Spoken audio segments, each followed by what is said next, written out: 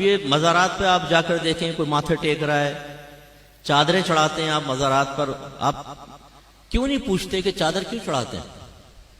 کیا basic concept ہے اس کے پیچھے؟ اس میں بزرگ کا کیا فائدہ ہے، آپ کا کیا فائدہ ہے؟ کہاں قرآن و حدیث میں لکھا ہے کہ مزار کے اوپر چادر چڑھاؤ؟ ہم نے اس کو ایک ایسی رسم بنا لیا ہے کہ عرس چادر چڑھانے کے بغیر پورا ہی نہیں ہوگا۔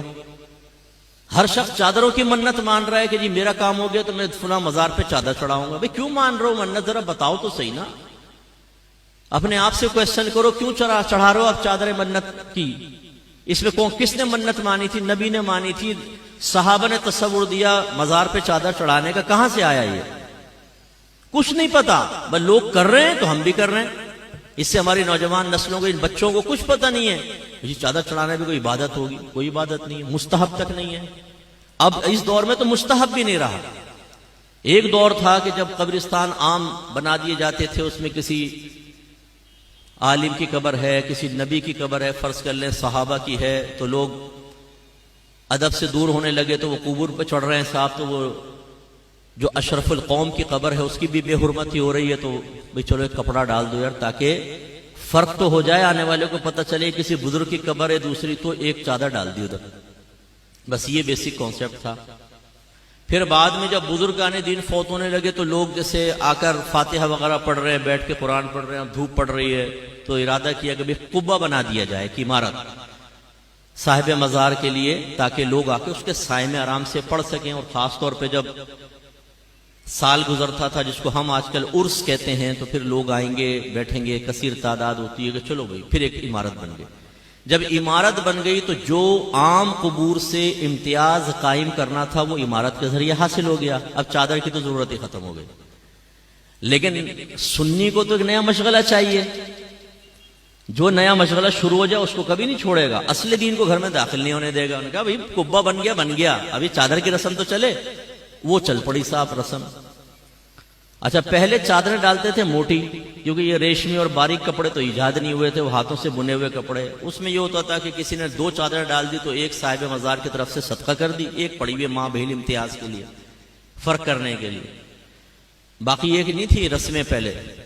اب صورتحال یہ جو مزار پہ چادر ڈلتی ہے ذرا دیکھ لیں آپ، ایک تو پہلے اس میں پورا لکھا ہوتا ہے کلمہ پاک یا آیت الکرسی، کہ آپ اسے کسی اور کام میں استعمال ہی نہیں کر سکتے، اور یا پھر اتنی باریک ریشم کی چادر ہوتی ہے، جیسے داتا صاحب کے مزار پہ اکثر آپ دیکھیں گے کہ اس کو آپ وہ کسی کام نہیں آ سکتی، وہ لباس بھی نہیں بن سکتا، اس کو یوں دیکھیں گے نا اس میں نظر آئے گا آر پار، اتنی وہ باریک سی ہوتی ہے، اور اس پہ آیت الکرسی چمکی سے لکھی ہوئی ہے نا، پہلے لکھ کر اس پہ چمکی ڈال دیتے ہیں، اب جو پکڑے وہ ہاتھ پہ چمکی، منہ پہ چمکیاں، جس سے وضو ہی خطرے میں پڑ جائے۔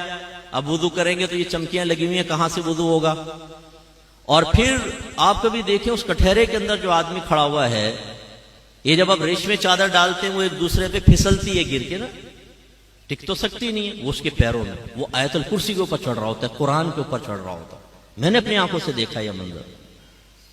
اور پھر کیا ہوتا ہے کہ آپ نے وہ ڈالی، وہ جمع کرتے جاتے پھر وہ پھر یوں دکان پہ پہنچتی ہے نا، کم قیمت پہ دکان والا دوبارہ خریدتا ہے، استری شستری مارتا ہے، پھر دوبارہ ماشاءاللہ ہے نا، ہم لوگ آپ کا کاروبار چلانے کے لیے چادروں کی منت مان رہے ہیں کہ جی میرا کام ہو گیا میں چادر چڑھاؤں گا۔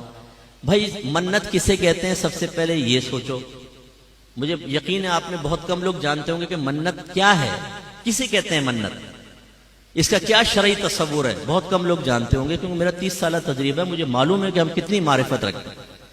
دوسری بات یہ چادر کی منت کہاں سے ایجاد ہوئی؟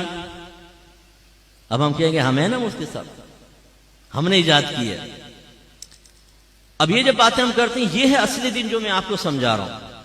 ہمارے وہ لوگ جنہوں نے ان چیزوں کو پروموٹ کیا ہے، ہمارے اہل سنت میں ان کو ڈال کر ہمیں بدعتی کہلوایا، ہمیں قبر پرست کہلوایا، ان کے مقاصد کو پہنچتی ہے ٹھیس۔ وہ پیر کی شکل میں بھی آپ کو نظر آئے گا، وہ مقرر کی شکل میں بھی نظر آئے گا، وہ مصلح کی، وہ مبلغ کی شکل میں بھی نظر آئے گا۔ ان کی ناکوں میں لگے ہوئے سینسر، یہ مفتی صاحب پتہ نہیں کیسی باتیں کرتے ہیں، شاید پٹڑی سے اتر گئے۔ تو میں بولتا ہوں تمہاری چڑھی ہوئی ٹرین ادھر آؤ تو میں دیکھتا ہوں کہ تم پٹڑی پہ چڑھے ہوئے ہو میں پٹڑی پہ چڑھا ہوا ہوں۔ آئیں قرآن و حدیث کے اوپر پیش کرتے ہیں نا چیز کو، نہ آپ کی نہ میری۔ میرے آقا نعمت امام اہل سنت مجدد دین و ملت پروان شمع رسالت عظیم البرکت عظیم المرتبت شاہ احمد رضا خان علیہ رحمت الرحمان فرماتے ہیں کہ اگر بزرگوں کی طرف منسوب کوئی چیز ہمارے سامنے پیش کی جائے گی ہم اسے سب سے پہلے قرآن و حدیث پر پیش کریں گے. اگر اس کے مطابق ہوگی تو قبول کریں گے, اگر اس کے خلاف ہوگی تو ہم یہ کہیں گے کہ یہ ہمارے بزرگوں نے نہیں کیا بلکہ نفس پرستوں نے یہ کام کر کے ہمارے بزرگوں کی طرف منسوب کر دیا. یہ میں تو نہیں کہہ رہا ہوں, پڑھیں ذرا فتاوی رضویہ. اچھا یہ بھی ایک میرا درد ہے بہت بڑا جی. کنز الایمان پڑھیں, بہترین ترجمہ قرآن ہے, بہترین ترجمہ قرآن. اس سے کان میں پوچھو تو نے پڑھا کبھی کنز الایمان پورا؟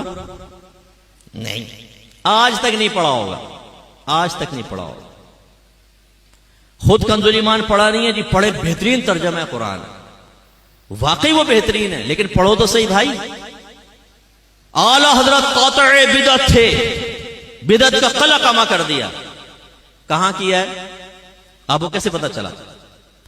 آپ کہیں گے جی فتاوی رضویہ پڑھیں. اچھا تم نے پڑھا ہے؟ آپ میں سے بہت سے ایسے ہوں گے جنہوں نے آج تک فتاوی رضویہ کو ہاتھ میں لے کر نہیں دیکھا ہوگا, شکل ہی نہیں دیکھی ہوگی فتاوی رضویہ کی کہ کچھ ہے یہ بھی. یعنی ہم لوگ بالکل بس وہ رسم کے پیچھے لگے ہوئے ہیں. ہمارے اکابرین نے جو باتیں بیان کی اس کو فراموش کر چکے ہیں. آج نعت خان ہمیں دین سکھائے گا, آج یہ پیشہ ور مقررین ہمیں دین سکھائیں گے.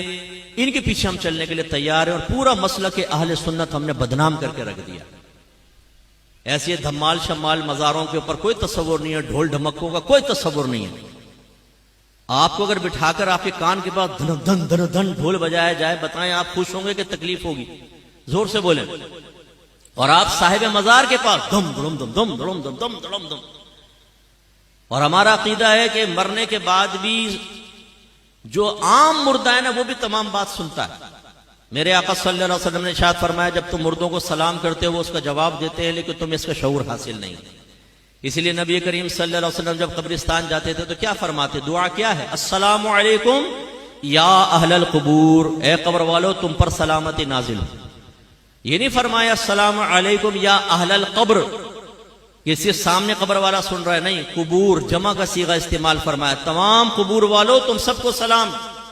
اس کا مطلب ہے میوہ شاہ قبرستان کے ایک کنارے پہ کھڑے ہو کر جب آپ یہ دعا پڑھیں گے ہر قبر کے اندر آپ کے سلام کی آواز پہنچے گی. اتنی سماعت تیز ہو جاتی, اور وہ جواب بھی دیں گے. تو پھر صاحب مزار جس کو اللہ تعالیٰ نے عام لوگوں سے زیادہ روحانی طاقت عطا فرمائی, وہ تو کہاں تک سنتے ہوں گے, اور ان کے کان پہ کھڑے ہو کے آپ دھم دھم دھن دھن ڈھول بجا رہے, اس سے ان کو راحت سکون ملے گی کہ تکلیف ہوگی؟